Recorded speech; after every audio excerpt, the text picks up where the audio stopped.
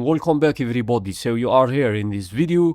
You want to enable multi-frame generation in your GPU, like the one that comes with RTX 50 series, not like lossless scaling, or you are here to see how to add DLSS enabler to your game, which is the same. So the difference between this video and other videos in YouTube, in Noddix Tech, we don't need to search for the file location or download multiple files.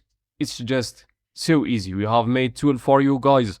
It's so easy. You go to our website or to the tool website, just click download, then choose where you save the file, click save. As you can see, we have here the files, just extract. We need to make this easy for beginners. We have here the app, just run, give it some time to run for the first time and just click run. Now as you can see, we have the app here, we have games. You can go to the settings, change your language to wherever your language. You can here choose show supported games only or unsupported games too. Let's show supported games only. You can replace DLSS enabler, replace streamline files and manage your games. As you can see, if you want this, it's there. Now here you have this to edit. For example, you want to remove this game, just click here and okay, let's remove the finals, and as you can see, it's removed. We have another thing here, which is the toggle. You can change the way that your games appear. Now if the app didn't read your game, you can just press add game, go to the game folder, for example Cyberpunk. We have here, just select and we have added the game. Press on the game, as you can see, and click install mode, and it's installed. Give it some time if your game is in HDD. And here we have the new thing in the app.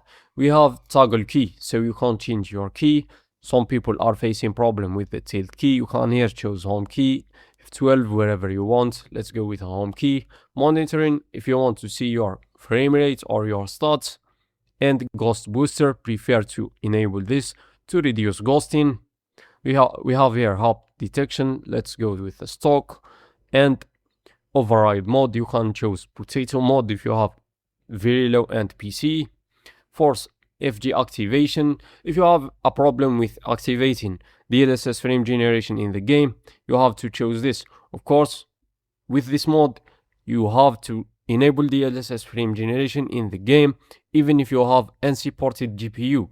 Try fix disable UI. I don't prefer this, but in some games you need to do this. Another thing we have here, try fix. It's a button. If you click this, you are going to disable NVIDIA signature override. So it's almost the same with forced FG activation. Don't forget to save ENE to save the settings to the game. You can rest or default settings for DLSS enabler. You can apply to all games. So for example, we have this. Just if we press apply to all games, as you can see, and we go here, the settings are going to become the same. Share log, this button will show up after you launch the game. If you have problems or something, you can just press here, save your log, and send it to the developer or me or wherever to see the problem and trying to fix. You can search your games here, for example Grand, refresh if you have some problems. As you can see, the app working perfectly. Now let's try Cyberpunk 2077. So I have just launched the game. To be sure, I have enabled DLSS Frame Generation, set this to X4 mode. You have to do this and restart. In some games, of course, for example Cyberpunk, let's use DLSS performance. I have 1440p monitor. Let's enable ray tracing just for the video or for stressing the mode, as you can see. Okay, and as you can see, we are going from around 30 frames to 100. Of course, I don't prefer to do this because the experience are going to be bad. Also, you can press home key. We have set this to home key and just override your MFG to 6 times if you want. Okay, 20 frames to 130. That feels so croppy, but it's the same as DLSS frame generation. So let's disable the ray tracing again to get a high base frame rate, as you can see now. That's amazing in my 200 Hz monitor. As you can see, Ghostbuster doing his work. There is no much of ghosting. You know, for someone who has a low-end graphics card, that's going to be very good. Amazing.